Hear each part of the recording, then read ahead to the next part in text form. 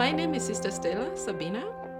I was born and raised in Uganda, grew up in Kenya and Uganda. I've been living in Indianapolis for 18 years. And I founded an organization, it's called Shifting Ideas Through Education for African Women. I learned about female circumcision when I was in high school. One of the girls was circumcised. In my tribe, we don't circumcise. But one of the girls was circumcised, and her friend betrayed her and told us she was circumcised. As teenagers, you can imagine, we ran after her to undress her to see what she looked like. We didn't know what we were doing, and I really regret that I was part of it. And that is the beginning of my work, because as I grew older, I started researching to find out what female circumcision really was. I did my research in one of the slums in Nairobi. It's called Kibera. Most of the women there had been circumcised, and they told me their stories. I couldn't help crying. I went a couple of days without writing anything, but just listening to them because the stories were so horrific. So after that, after writing that paper, submitted it, passed, I still continued to think, what can I do to make a difference in the lives of the girls and women that are subjected to female circumcision? What do you do in Africa? You don't have the money, you don't have anything. Well, I thought maybe I could get some people, some mighty people, and we go in the tribe and say, stop this. It doesn't work that way.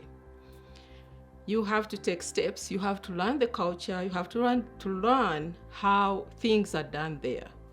That took me a while. And then the wars in my country, I was born in war for independence. And I mean, the wars have continued throughout my life. So that was a great distraction to what I was, thinking ambitiously to do. So the distractions of the wars ended me in the United States as a refugee. And I lived in Pittsburgh. I went for my master's degree at Duquesne University, and I taught a school there. And my duration to stay in Pittsburgh expired. I went to Washington, D.C. I almost lived on the street because I didn't have the money, and they had not hired me in any school. It was so hard. I had to prove myself. With my accent, it was so hard to get a job. But at the back of my mind, I was always thinking, how can I help the people at home?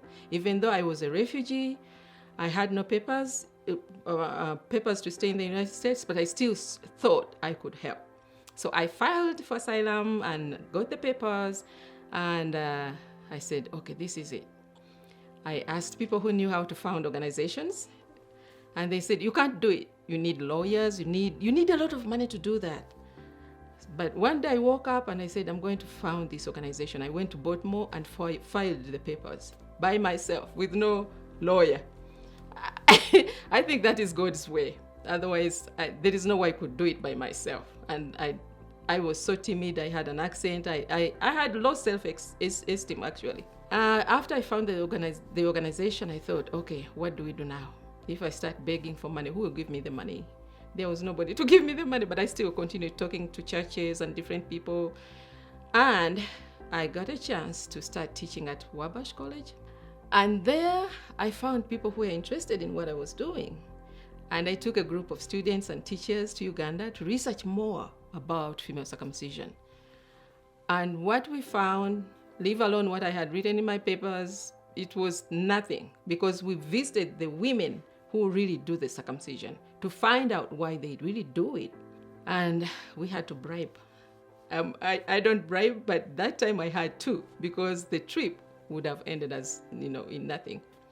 So we talked to the women, and they were so open because we gave them money, and they said, we wanted to find out the reason why they do what they do. This started with men long time ago, in order to have power or dominion over women. They brainwashed the women to do that. I don't know where they got it from, but different tribes in Africa do it.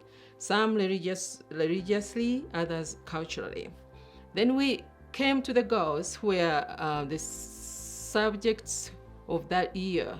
There were 12 of them. We met in a small hut and we asked them, are you really ready for circumcision? And they said, yes, we are. Why are you ready for that? You know, some of the girls have died. You can bleed to death. This can happen to you. And they said, because we will be able to go to the granary to get food. We will be able to fit in a community. When the community, there is a community gathering, we can speak. You know, that is the way they have brainwashed them to think that you can only fit in after being circumcised. That's how you become a woman. We gave the money to the elders that, you know, we had bribed. They left. After they left, we asked the girls, are you sincerely looking forward to being circumcised? They said, no. Would you please help us? They said, unless we are in school, we can't survive this. When we are in school, because our parents don't pay tuition for us, they let us grow. So we came back and started raising money. We started with 5 girls, and I didn't know where we were going to get the money. I started working so hard, really, really, really hard. And we kept those girls in school. 505 girls and women have gone through our program. Currently, we have 35 girls in school. And those are in school because of an organization called Camp Experience, which is in Colorado. It helps us a lot. It helped us a lot, especially last year, to interview some of the girls that were about to be circumcised. And the number now has grown to 35 girls in school. And the good news, we have 4 girls who are in college. For the first time, we have leadership down. With that, with education, we are sure this organization will go on and they will go back to help others.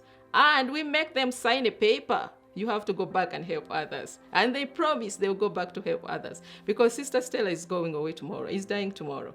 But that will not stop. We have to stop female circumcision and all the other oppressive traditions through the people who are from that tribe and through women. Have courage. That's the first thing.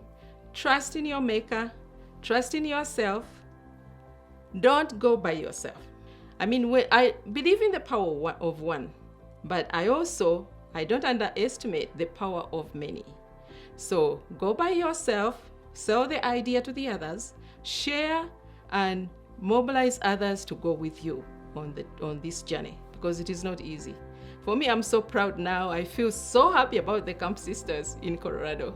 So happy because of the help they have lifted me up. When I came last year, I was about to give up. But now I feel so uplifted and so strong. I will not stop fighting for the girls. Rise up, oh women of Africa. Get education, oh women of Africa. Rise up, oh women of Africa. Get education, oh women of Africa.